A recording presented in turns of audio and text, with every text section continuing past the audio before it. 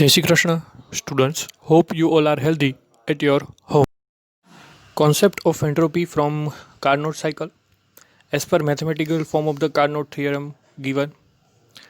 હવે એન્ટ્રોપી જે છે તેના કોન્સેપ્ટની આપણે વાત કરીએ ફ્રોમ ધ કાર્નોટ સાયકલ પરથી. તો જે મેથેમેટિકલ ફોર્મ છે કાર્નોટ થિયરમનું એ નીચે મુજબ આપેલું છે. Eta is equal to W net work done by Q2 is equal to Q2 minus Q1 by Q2 is equal to T2 minus T1 by T2. In the Carnot cycle, Q2 has a positive value and Q1 has a negative value. Positive value because heat absorbed થાય છે અને આગળ જે છે એ heat release થાય છે. Since former if taken up to a higher temperature and later given out at the lower temperature. From higher to lower temperature માં જે છે એ heat higher temperature absorb કરે છે અને later જે છે પછીથી જે છે એ lower temperature ની અંદર એ given out થાય છે. So the thermodynamic efficiency is given by following equation. Eta is equal to Q2 minus Q1 by Q2 is equal to T2 minus T1 by T2. As per Carnot theorem, eta is equal to Q2 minus Q1 by Q2 minus T2 minus T1 by T2. હવે Q2 જે છે એને આપણે છેદમાં અંશમાં લઈ લે અને Q1 by Q2 is equal to same as 42. એટલે આપણે મળશે 1 minus Q1 by Q2 is equal to 1 minus T1 by T2. So Q1 by Q2 is equal to T1 by T2. Q1 ના છેદમાં ઓકે Q1 ના છેદમાં હવે આપણે લઈ જઈએ T1 અને Q2 જે છે તેને લઈ જઈએ Q2 ના છેદમાં T2. All steps of Carnot cycle process are reversible. Carnot સાયકલના બધા સ્ટેપ જે રિવર્સિબલ છે. So Clausius propose the relationship of equation 1 as the thermodynamics function entropy which is mathematically expressed as S reversible is equal to Q reversible by T. તો Clausius જે હતા તેમણે એક નવું થર્મોડાયનેમિક ફંક્શન અહીંયા represent કર્યું, તેનું નામ એન્ટ્રોપી આપ્યું. હવે જો આ ફર્સ્ટ ઇક્વેશનની વાત કરીએ તો આ જે સાયકલ જે છે એ રિવર્સિબલ સાયકલ છે, એટલે જે હીટ એ એબ્ઝોર્બ કરે છે એટલી જ હીટ જે એ રિલીઝ છે કરે છે. So Q2 by T2 plus minus Q1 by T1. શા માટે? તો કે અહીંયા જે છે એ Q2 છે એ હીટ એબ્ઝોર્બ કરે છે એટલે એને પોઝિટિવ સાઇન આપેલી છે, જ્યારે Q1 જે છે એ હીટને રિલીઝ કરે છે અથવા તો લોસ કરે છે એટલે એને નેગેટિવ સાઇન આપેલી છે. So thus when the isothermal and adiabatic reversible process Carnot cycle carried out slowly, so the summation of the Q by T is equal to 0. એટલે કે અહીંયા જો તેનું સમેશન કરવામાં આવે એડિયાબેટિકના આઇસોથર્મલ પ્રોસેસમાં તો એ Q by T જે છે તેની વેલ્યુ 0 થાય છે. It can be stated that for a cyclic process this new thermodynamics function remains unchanged. એટલે કે સાયક્લિક પ્રોસેસ માટે આ થર્મોડાયનેમિક ફંક્શનમાં કોઈ પણ જાતનો ચેન્જ થતો નથી. Now any reversible cycle may be regarded as made of a number of Carnot cycles and it is represented in a figure by the closed curve ABA. તો હવે કાર્નોટ સાયકલની વાત કરીએ તો અહીંયા જે છે એથી લઈને બી અને બીથી લઈને એ સુધી જે છે એ એક સાથે ઘણી બધી કાર્નોટ સાયકલ જે છે અહીંયા રિપ્રેઝેન્ટ કરવામાં આવી છે. એટલે અહીંયા એમ કીધું છે કે નંબર ઓફ કાર્નોટ સાયકલ જે છે એ આ કર્વની અંદર આપણે જોઈ શકીએ છીએ. Here imagine in a series of isothermal and adiabatic curves drawn across the diagram shows that a number of Carnot cycles are indicated. હવે જેમ કાર્નોટે કીધું હતું કે જો તેમણે જે આઈડિયલ હીટ એન્જિનનો કોન્સેપ્ટ આપેલો હતો એ પ્રમાણે જો કોઈ પણ હીટ એન્જિન વર્ક કરે છે તો તેમાંથી મેક્સિમમ આઉટપુટ મળે છે અને એ એવું એન્જિન છે કે જે કન્ટિન્યુઅસલી જે છે એ વર્ક કરે છે. તો આપણે જે અહીંયા ફિગરમાં જોઈ શકીએ છીએ તેમાં એથી બે અને બીથી એ લઈને સુધીને આ સતત જે છે એ વર્ક થયા કરે છે.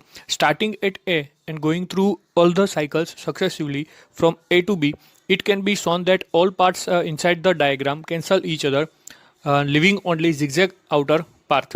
એટલે કે એડિયાબેટિક જે પ્રોસેસ થાય છે, આઇસોથર્મલ જે પ્રોસેસ થાય છે એનો અહીંયા એક ઝિગઝેગ પાથ જે છે તમે જોઈ શકો છો. તો અહીંયા જે હીટ એબ્ઝોર્બ કરે છે ને હીટ જે છે રિલીઝ કરે છે, મીન્સ કે એનું વર્કમાં રૂપાંતર કરે છે. તો આપણને જે છે આ ઓનલી ઝિગઝેગ પાથ જે છે તે પ્રમાણે આપણે જોઈ શકીએ છીએ. એક છે એડિયાબેટિક પ્રોસેસમાં અને એક છે આઇસોથર્મલ પ્રોસેસની અંદર.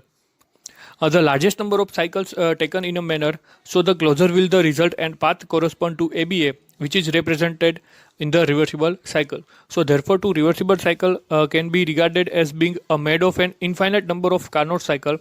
For each of the cycle, the sum of the Q by T terms involved is 0. હવે જેમ અગાઉ વાત કરી તેમ કે કાર્નોટ સાયકલ છે એક રિવર્સિબલ પ્રોસેસ છે, એટલે કે એ હીટ જેટલી એબ્ઝોર્બ કરે છે એથી લઈને બી સુધી, બીથી લઈને એ સુધી આ સાયકલ જે સતત ચાલ્યા કરે છે. પરિણામે જે ક્યુ બાય ટી એટલે કે જે હીટ બાય ટેમ્પરેચર જે છે તેનું સમેશન કરવામાં આવે તો એ અહીંયા જે છે એ 0 જોવા મળે છે.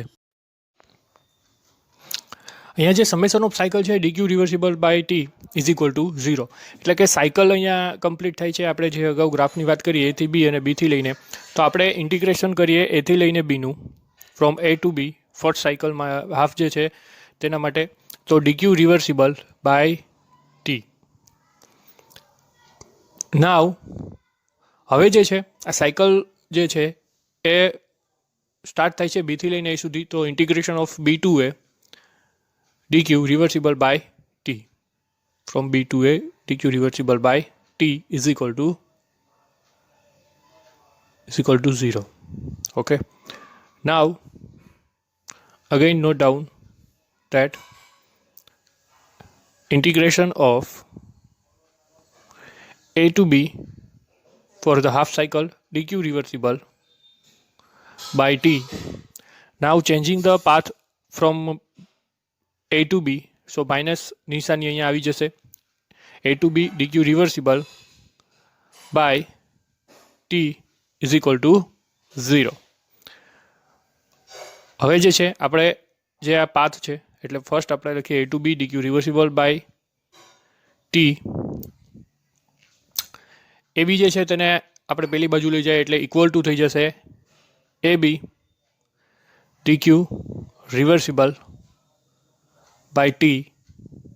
So this is called equation number 3. Above equation shows that new thermodynamic function is a state function. તો ઉપરના ફંક્શન ઉપરથી આપણે કહી શકીએ કે ભાઈ જે આ ન્યૂ ફંક્શન છે થર્મોડાયનેમિક્સ એ સ્ટેટ ફંક્શન છે. સ્ટેટ ફંક્શન છે એ પદાર્થની અવસ્થા ઉપર આધાર રાખવે છે, નહીં કે કઈ રીતે અવસ્થા પ્રાપ્ત થઈ છે, તો એ પાથ ઉપર આધાર રાખતું નથી. એટલે અહીંયા જે લાસ્ટમાં કીધેલું છે that function here change in value of this function does not depend on the path select to shift from a to b. State value of this function remains same either that path 1 or 2. એટલે કે path a to b હોય કે b to a હોય તે તેના ઉપર આધાર રાખતો નથી, પણ તે આધાર રાખે છે ફક્ત તેની અવસ્થા ઉપર. So we can say that this new thermodynamic function is a state function. Symbol S for this new thermodynamic function, and we can represent change of this thermodynamics function entropy as ds is equal to dq reversible by t for a minute change. એટલે કે જો કોઈ નાના અમથા ફેરફાર માટે જે છે minute change માટે આપણે જે છે એ ગિવન ઇક્વેશન ds બરાબર dq રિવર્સિબલ બાય t વડે તેને લખી શકીએ. And ds delta s is equal to s2 minus s1 is equal to dq reversible by t for finite change. એટલે કે મર્યાદિત કોઈ ચેન્જ થાય છે તો તેના માટે આપણે જે છે ડેલ્ટા એસ બરાબર s2 ફાઇનલ માઇનસ ઇનિશિયલ જે છે એને બરાબર dq રિવર્સિબલ બાય t વડે દર્શાવી શકીએ. Okay, so the new topic is definition of entropy or a physical signification of entropy. એટલે કે આપણે વાત કરીએ હવે એન્ટ્રોપીની ડેફિનેશનની. આમ તો જોઈએ તો સિમ્પલ ડેફિનેશન ઓફ એન્ટ્રોપી છે entropy is a measure of randomness or a disorderness. Simple લેંગ્વેજમાં આપણે કહીએ તો એન્ટ્રોપી છે એ અવ્યવસ્થાનો માપદંડ છે. The definition of entropy change according to expression ds is equal to dq by t are very helpful in a making entropy calculation, but is almost not meaningful as definition. Entropy change આપણે વાત કરીએ તો તેને ds બરાબર dq by t વડે આપણે major કરી શકીએ કે એન્ટ્રોપીનો ચેન્જ કયો છે, but this is not the meaningful definition. So however it can provide a definite physical importance. કેટલાક ફિઝિકલ ઇમ્પોર્ટન્સની આપણે વાત કરીએ તો તેના અનુસંધાને આપણે વાત કરીએ એન્ટ્રોપીના ડેફિનેશનની, તો entropy is a measure of randomness. Simple લેંગ્વેજમાં આપણે વાત કરીએ અગાઉ કહ્યું તેમ કે એન્ટ્રોપી છે એ અવ્યવસ્થાનો માપદંડ છે. So important property of the spontaneous process is that always occur by an increase in the disorder of the molecule of the system and it increase in entropy. હવે આપણે વાત કરીએ આપમેળે થતા જે પ્રક્રમો છે તો આપમેળે થતા પ્રક્રમોની અંદર હંમેશા એન્ટ્રોપીમાં જે છે એ વધારો જોવા મળે છે, અથવા તો એન્ટ્રોપી છે એ હંમેશા તેમાં ઇન્ક્રીઝ થાય છે. હવે કેટલાક આપણે એક્ઝામ્પલની વાત કરીએ. ફર્સ્ટ આપણે વાત કરીએ ગેસની, તો કોઈપણ ગેસ જે છે એ લોઅર પ્રેશરે છે તેના મોલેક્યુલ જે છે એ free to move in any direction. એટલે કે ઓછા દબાણે ગેસ મોલેક્યુલ જે છે એ કોઈપણ દિશામાં જે છે મૂવમેન્ટ કરી શકે છે, પરંતુ if the pressure is increased the molecule of the gas occupy a comparatively smaller volume and the degree of disorder decreased, entropy of the gas decrease with increase in pressure. એટલે કે હવે જો pressure અહીંયા જે છે એ વધારે રાખવામાં આવે છે અથવા તો પ્રેશરની અંદર જે છે એ વધારો કરવામાં આવે છે, તો આજે ડિસઓર્ડરનેસ અથવા તો રેન્ડમનેસ જે છે મોલેક્યુલ્સની, એ ગેસ મોલેક્યુલની રેન્ડમનેસ જે છે એ ઓછી થઈ જશે અને પરિણામે જે છે એન્ટ્રોપી તે પણ જે છે એ અહીંયા ડિક્રીઝ થશે.